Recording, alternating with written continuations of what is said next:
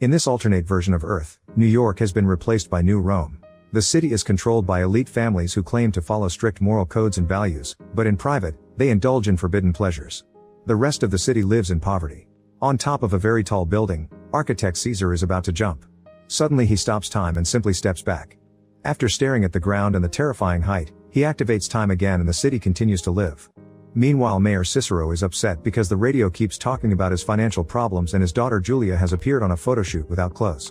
After a night spent partying, Julia is trying to go home but she finds the road blocked because Caesar and his team are about to demolish a building. When the explosives go off, Caesar stops time to admire the explosion. However, Julia isn't affected by his power and she also gets to see the frozen demolition before he makes time advance again. Sometime later, Caesar wins a Nobel Prize for inventing megalon, a revolutionary building material. His popularity grows every day and it annoys Cicero, whose numbers are constantly falling on the polls and sees Caesar as a rival. One night all the important people gather for a special event at the demolition site. This event is covered by Wow, a very ambitious journalist. Caesar's cousin Claudio is acting like a clown and is scolded for embarrassing the family by his uncle Hamilton, the director of the National Bank. Hamilton is also worried because rumors say Claudio and his sisters are in a naughty relationship. Cicero announces they'll build a very advanced casino and the big moment is ruined by more of Claudio's antics. The announcement is interrupted by the arrival of Caesar, who reminds them he's the chairman of the design authority. He wants to demolish and rebuild the whole city as a sustainable utopia using megalon and gets keeping interrupted by Cicero, who wants realistic goals and not dreams. An argument ensues and Caesar begins criticizing the system for only caring about rich people, so Cicero retaliates by pointing out that megalon is unstable and unsafe to use. Since Caesar keeps going, Cicero brings up Caesar's wife, who was poisoned and whose body disappeared. Cicero had been the prosecutor in the case and he had been sure Caesar did it, but Caesar was acquitted and now he calls Cicero a slumlord. This causes Cicero to freak out and security has to drag him away while Julia tries to keep the press from taking pictures of her father to no avail. Afterward there's a fashion show and Claudio gets jealous because all the women in the crowd keep talking about Caesar. When Caesar goes home, he finds Wow waiting for him. She's tired of being a mistress and her career is in a slump, so she wants him to make their relationship official. Wow even says she loves him, but Caesar can only think about his dead wife and leaves. Then Wow turns on the TV to watch her interview with Hamilton, noticing that he kept flirting with her. The next day Julia visits Caesar at his office after sending him a letter to discuss what happened to her father. She notices that there are many empty bottles around and even medicine, indicating Caesar isn't mentally well. Caesar doesn't like Julia because she's spoiled, entitled, and has no goals in life. He explains he likes the company of people who actually think. This irritates Julia, so she reveals she saw him stop time and wasn't affected.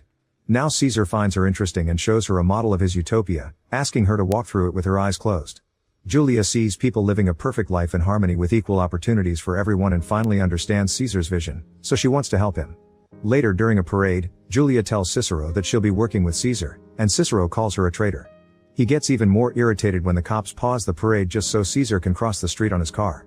That night Julia reads all the files and articles about the murder case of Caesar's wife. She had been poisoned with an overdose of insulin and the car had been found deep in the river. In the middle of the investigation, her body disappeared. Julia becomes so desperate to know what happened that she starts following Caesar around town. Claudio is out too and sees what Julia's doing, so he begins taking pictures as he follows them too.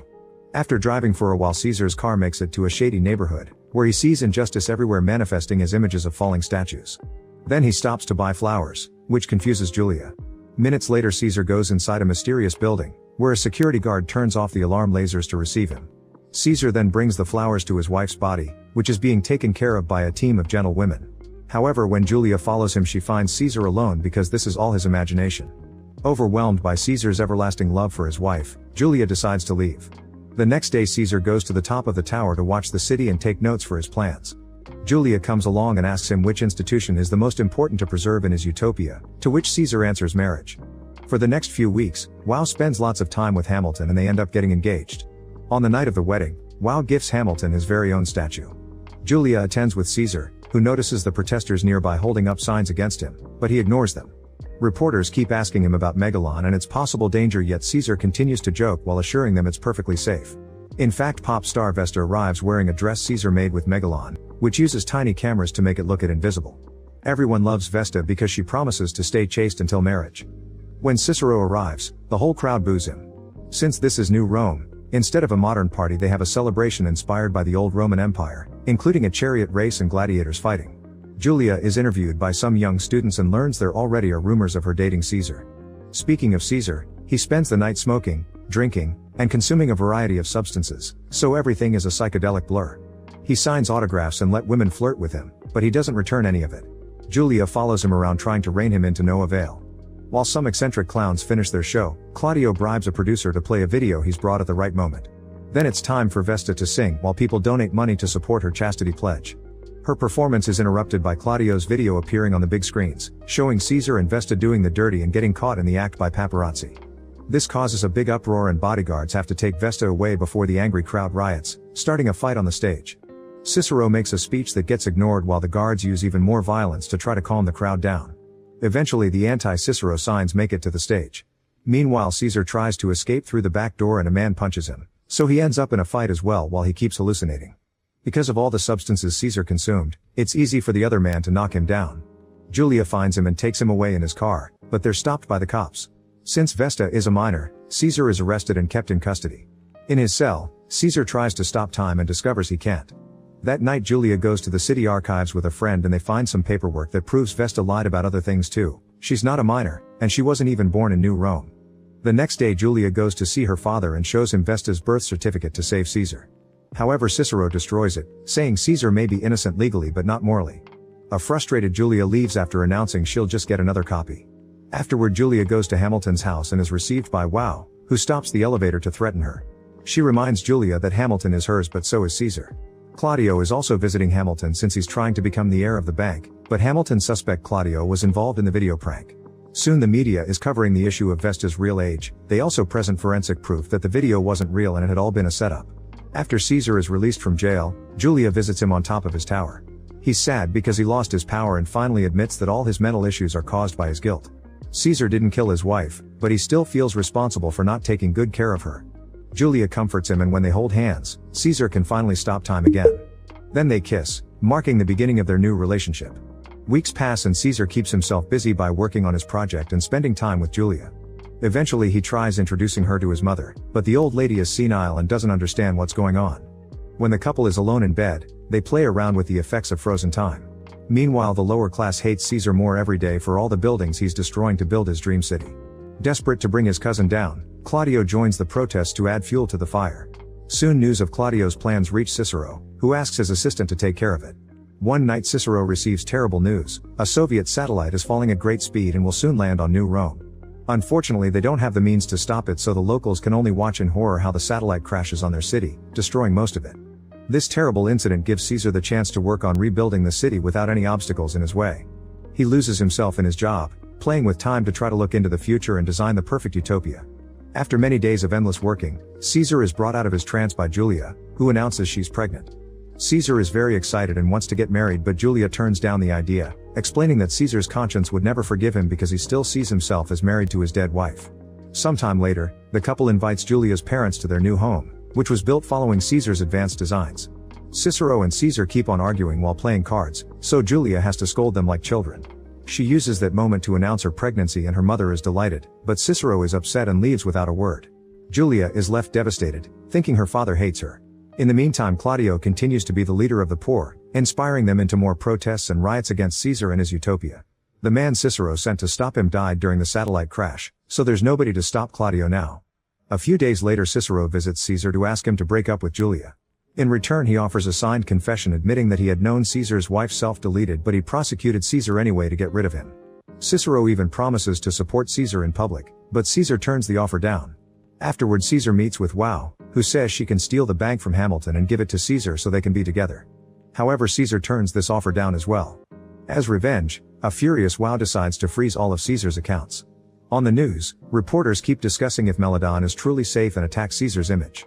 One night a kid approaches Caesar to ask him for an autograph, but it's a trick to come close enough and shoot him in the head. For the next few hours Caesar's mind is stuck in an endless hallucination. Julia immediately takes him to the hospital and the doctors consider the option of rebuilding his skull with Megalon. Meanwhile it's revealed that the child had been sent by Claudio's henchmen, but Claudio is angry because this incident has made Caesar look like a martyr. The procedure to fix Caesar's skull with Megalon goes well, but it'll take some time for him to fully recover. Julia comforts him after the operation, and while having painful hallucinations Caesar shares what happened the night of his wife's death. She came home ready to announce big news, but she saw something that made her jealous and she ended up self-deleting in the river. The poison thing had all been a lie from Cicero, who also hid the fact she had been pregnant. Caesar had tried to follow his wife out and saw her jump. Afterward he discovered the principal behind Megalon trying to save her. As soon as he can walk again, Caesar goes to see Wow to ask about his bank accounts. Wow tries to threaten him, but Caesar removes his bandages to reveal the Megalon that now lives behind his left eye. An astonished Wow falls to her knees, begging him to take her back because diamonds don't mean anything to her if she doesn't have his love. The moment is interrupted by Hamilton, who is shocked to hear about the frozen accounts and promises to fix it, merely assuming it was a mistake on the paperwork. Sometime later Wow and Claudio meet in private to do the dirty. Suddenly the lights start failing and Claudio explains it's caused by Caesar's systems using all the power. Then Wow reveals Hamilton asked for a prenuptial agreement and she can't get the bank, so she wants to work with Claudio to do a takeover. She even cuts his hair to make it look more presentable. The next time Claudio meets with Hamilton, the old man is proud to see his nephew looks more like an adult. Following the plan, Claudio asks to become interim CEO of the bank to help with the family business. Hamilton is glad to make Claudio actually work and quickly signs the papers, only to discover the contract makes Claudio true CEO and chairman. Hurt by this betrayal, Hamilton starts freaking out and has a heart attack. A few months later after the baby is born, Caesar and Julia get married in private during Saturnalia, which is this city's equivalent of Christmas. Claudio and Wow continue to work together and Claudio convinces the board to remove Hamilton from his position in the bank. Afterward Claudio gathers the rebels to start the biggest riot yet, which triggers multiple fires on the streets. The cops can't do much to stop them, so after Cicero makes a public speech condemning the citizens' actions, he escapes in the subway with his wife, Julia, and the baby.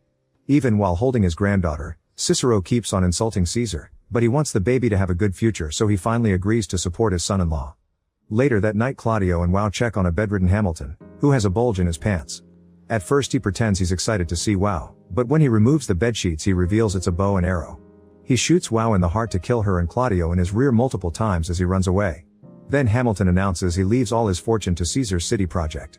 Meanwhile Caesar appears in public and shares his vision of the future, explaining that his megalopolis utopia won't have classes. Even those that lived in the shadiest part of the city will have a chance to work and progress because every human being is a miracle. The crowd is touched by his words and realizes they've been fed lies by Claudio. Soon they find him and his henchmen and hang them for revenge. By New Year's Eve, the megalopolis project is complete. Caesar, Julia, and the baby join Cicero and his wife for the parade. While greeting the fans, Caesar is shocked to see his mother in the crowd. When the New Year's countdown reaches 0, Caesar and Julia kiss to stop time, but their daughter is not affected.